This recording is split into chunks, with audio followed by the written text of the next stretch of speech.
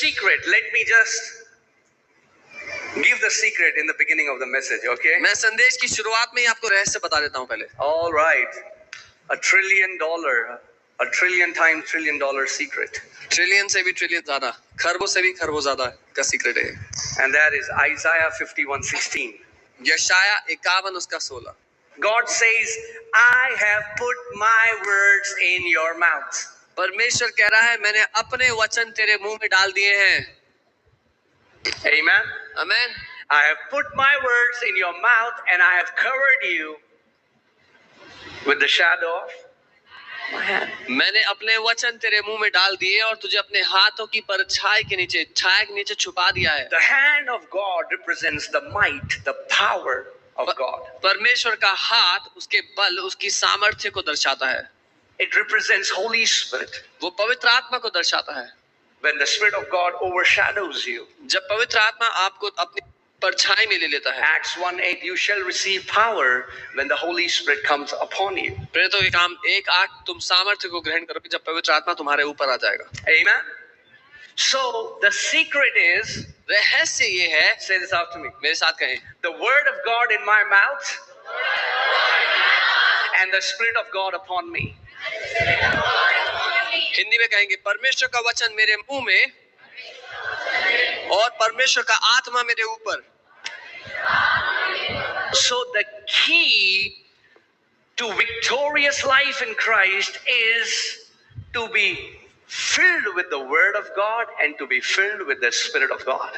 So मसीह जीवन में जयवंत जीने की जो कुंजी, जो रहस्य है, वो है परमेश्वर के वचन से भरा रहना और परमेश्वर की आत्मा से भरा रहना. Amen. Amen. And if you can do these two things, अगर आप ये दो काम करोगे, if you can maintain to be filled with the word and maintain to be filled with the Spirit, you will always live in victory. Come on. और अगर आप निरंतर परमेश्वर के वचन से भरे रहोगे और उसकी आत्मा से भरे रहोगे तो हमेशा जय में जीते रहोगे. Come on. This book was never designed to be read without the author. ये किताब कभी भी इसके लेखक के बिना पढ़ने के लिए नहीं लिखी गई थी. But when the Spirit comes upon you and when He breathes on the written scripture, He will unlock the mysteries of the kingdom of God and show you the things that you do not know. लेकिन जब वो आत्मा आपके ऊपर आता है और आप इस किताब को खोलेंगे तो वो आत्मा इस किताब में छुपे रहस्यों को खोल देगा, आपके जीवन को बदल देगा. Amen. You know, the Bible says in Genesis 1:1, in the beginning, the earth was void and darkness was upon the face of the deep. उत्पत्ति 1:1 में लिखा है कि जब पृथ्वी बेजान बेडौल थी, अंधकार था, पानी के ऊपर पवित्र आत्मा मंडरा रहा था. And in that scene of chaos और उस समस्या के बीच में, and darkness, अंधकार में, Holy Spirit jumped into the picture. पवित्र आत्मा पिक्चर में उतर आया. Can I tell you, Holy Spirit is not afraid of your mess, no matter how dark it is, no matter how ugly it is. एक बात बताऊं, पवित्र आत्मा आपके जीवन में जो समस्याएं हैं उनसे घबराता नहीं है, चाहे वो कितने अंधकार में क्यों ना हो समस्याएं, कितनी खराब क्यों ना हो समस्याएं. Come on. And what happened when Holy Spirit jumped into the scene? What did He do? He brought the word. और जब पवित्र आत्मा उस सीन में उतर आया तो क्या हुआ? वचन को ले आया. First the Holy Spirit came and then God spoke His word. पहले पवित्र आत्मा उतर आया और फिर परमेश्वर ने अपने वचन को बोला. Amen. Acts chapter 4 verses 31. प्रेरितों के काम 4 अध्याय 31वीं आयत. Acts chapter 4 verses 31. And when they had prayed, और जब उन्होंने प्रार्थना कर ली, the place where they were assembled together was shaken. जिस जगह वो इकट्ठे थे वो हिल गया. And they were all filled with the Holy Spirit. और वे सब पवित्र आत्मा से भर गए.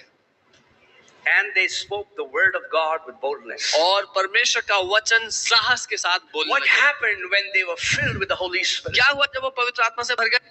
They started to speak. वो बोलने लग गए. They started to speak. वो बोलने लग गए. They started to speak the word of God. वो वचन को बोलने लग The गए. Spirit of God will always lead you to the word of God. परमेश्वर का आत्मा आपको हमेशा परमेश्वर के वचन पर ले That's जाएगा. why the Bible says, Jesus said, when that Spirit of truth will come, He will glorify me. And who is Jesus? The Word of God. The Spirit of God glorifies the Word of God. इसीलिए यीशु ने कहा जब वो सहायक आएगा तो वो मेरी महिमा करेगा. पवित्र आत्मा यीशु की, उसके वचन की महिमा करता है.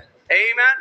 When the Holy Spirit comes upon you, इसीलिए Holy Spirit is God's heavenly program to bypass your mind. इसीलिए जब पवित्र आत्मा आपके ऊपर उतर आता है तो पवित्र आत्मा स्वर्ग का प्रोग्राम है जो आपके दिमाग से बाहर काम करता है। God wants to bypass your mind. You know why? परमेश्वर आपके दिमाग से हटकर काम करना चाहता है। आप जानते हैं क्यों? Because ये 300 ग्राम का जो भेजा है, This 300 grams of brain, this stops the move of God. परमेश्वर के काम को रोक देता है। So God said, let me do one thing. परमेश्वर ने कहा मैं एक काम कर दूं। Let me bypass their mind. मैं इनके दिमाग से हटकर काम, And let me connect their mouth with their spirit and their spirit connected to my spirit, so the flow starts flowing from Holy Ghost and starts to come out from your mouth, and you start to utter mysteries, you start to utter revelation knowledge. मैं उनके दिमाग से हटकर उनके दिल से उनकी आत्मा जो जुड़ी है उससे जुड़ जाता हूं ताकि मेरी आत्मा में से होकर के वो भरपूरी से बोलने लग जाएं। If you feel you are a loser, you are a prime contender for the Holy Spirit. And when the Holy Spirit comes upon you, He will give you His personality and He will make you a champion, a warrior in the kingdom. अगर आपको लगता है कि आप अपने जीवन में हारे हुए हैं तो आप सबसे प्रथम व्यक्ति हैं जिसके ऊपर पवित्र आत्मा उतरने का इच्छुक है ताकि वो आपको जयवंत बना दे आपकी जिंदगी के हर एक क्षेत्र में।